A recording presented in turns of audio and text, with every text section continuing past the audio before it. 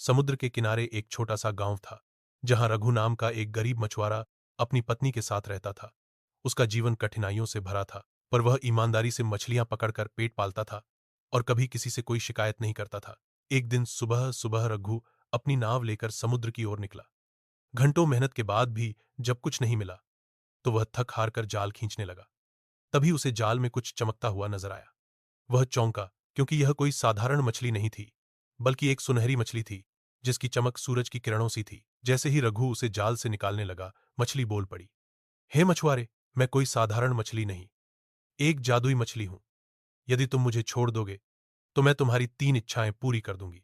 रघु कुछ पल सोच में पड़ गया, फिर बोला, ठीक है, मैं तुम्हें छोड़ देता हूं। मेरी पहली इच्छा है कि मेरे परिवार को कभी भूखा न रहना पड़े। दूसरी, मेरी झोपड़ी एक मजबूत घर में बदल जाए। और तीसरी, इस गांव के किसी भी गरीब को कभी भूख से न मरना पड़े। मछली मुस्कुराई और बोली, तुमने निस्वार्थ इच्छाएं मांगी हैं, तुम्हारी सभी इच्छाएं पूरी होंगी। रघु ने मछली को समुद्र में छोड़ दिया, और जैसे ही वह घर पहुंचा, देखा कि उसकी झोपड़ी अब एक सुंदर और मजबूत घर में बदल चुकी थी।